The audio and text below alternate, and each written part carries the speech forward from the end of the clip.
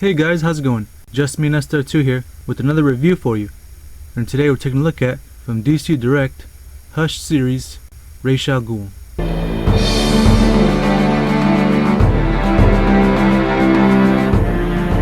And here he is out of the package, just aching to be reviewed.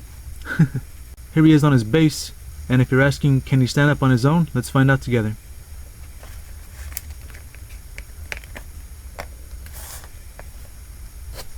Nope. For accessories, it comes with this base. You know, the base that all the figures in the wave come with. It just says Batman on it, and it's pretty cool. I like it, but I feel like it's like kind of faded. I bought this figure loose, so I'm not sure if that's how it came or if the person had it like close to the sunlight, or I don't know what's going on. But yeah, it's got like 4 holes for the peg to go in, so you can choose which one you want to put it in. So that's interesting. He also comes with this sword. This sword is awesome. Look at this. This is cool. Look at this blade.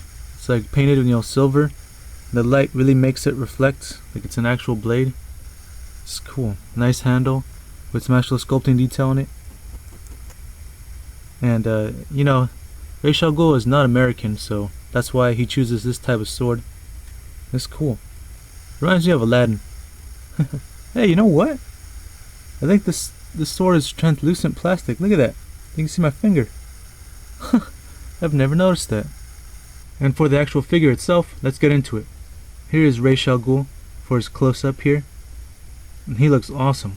Rochelle Ghoul, I don't know if you guys know this, but he is my favorite Batman villain. Even more so than the Joker.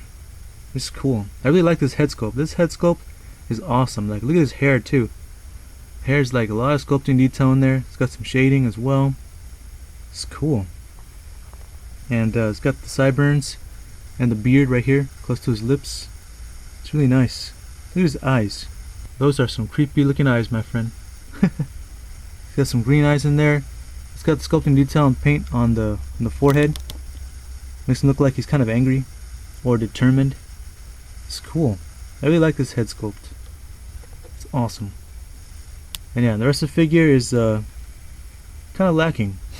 And when I say that, I don't mean that it's a bad figure necessarily. It's just it's based on a certain look that, you know, is basically scene specific. So yeah, so he's got his boots, glossy black, so that's cool. He's got his green pants, sculpting detail, make it look like he's actually wearing tights. And he's got his gold belt, so it's nice. But he has no shirt, no coat, no cape, no nothing. He's got a hairy chest, which is just painted on. It's nice. It's sculpted really good. Like, look at his arms, shoulders. He's got the Wolverine style hair on his arms right here, on his forearms. It's nice.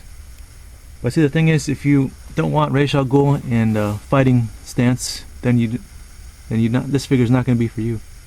And the reason why he can't stand on his own is because I guess his legs are just too close together. So like you have to like bend him down like this in order for him to stand up straight. Maybe some hot water would help, you know, spread out his legs like this maybe. I'm not sure what'll help. Looking at his back, I don't know if you can tell, there's some random spots on him. Yeah, like this yellow one right here.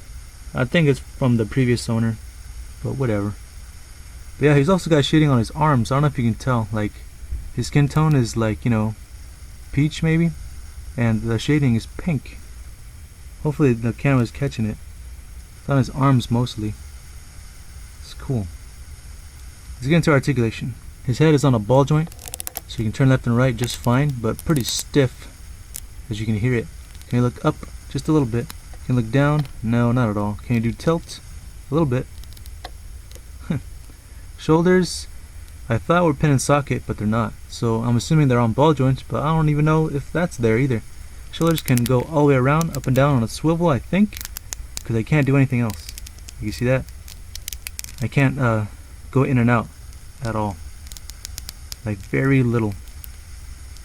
So I think maybe it's ball joints, but maybe the way it's sculpted they can't continue. Or maybe they're on swivels. I don't know. But that sucks. Like, DC Direct figures are known for ball joints to go up higher than this.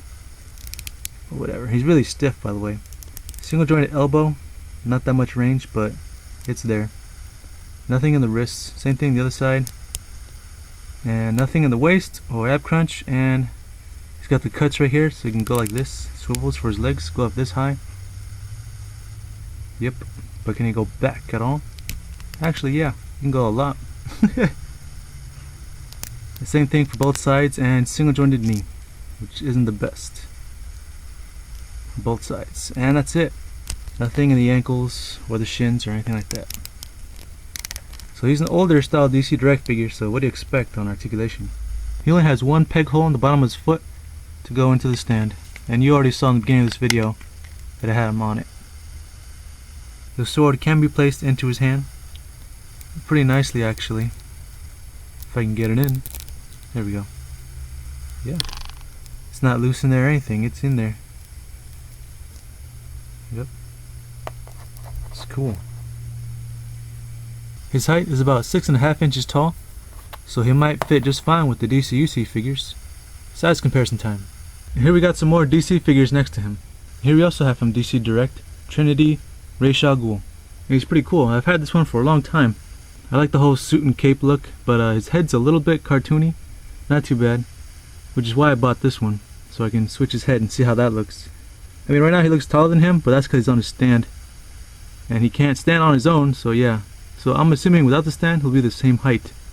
And here he is next to Mattel, Batman Legacy line, Batman, with a DC-UC head of Batman.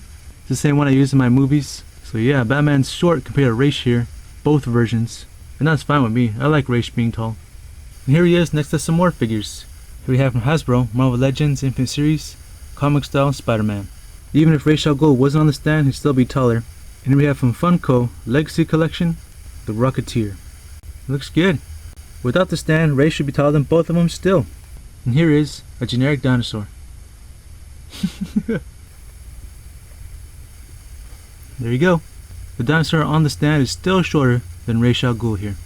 So my final thoughts on this figure as a whole, you know, in its entirety, as a figure alone with no modifications done to him, I'd say he's pretty cool, but he's not for everybody. Like I said, he's a scene specific type figure, you know. Yeah, it'll be weird if Rochelle goes walking down the street with no shirt on, you know, like where's his suit? Or same thing, like why would he just enter a room with no shirt on? Like you can only use this figure in a scene where, like, if you're doing a stop motion or you know, some kind of movie, you can only use him, you know, maybe he just got done working out, or he's about to get in a fight with Batman, a sword fight, you know, to the death, something like that. So as a figure alone, on his own, I would give him, you know, 1 through 10, I would give him maybe a 6, maybe a 7, just for that head sculpt, you know. The head sculpt is awesome. I really like it. So yeah, what do you guys think of this figure? Do you guys have this? Are you still looking for it? What's going on? Let me know what you guys think. If you enjoyed my review, please give me a thumbs up. That would help me out. If not, then don't. But yeah, I hope you enjoyed this video, and I hope to see you in the next. Alright you guys, see you next time. Thanks for watching.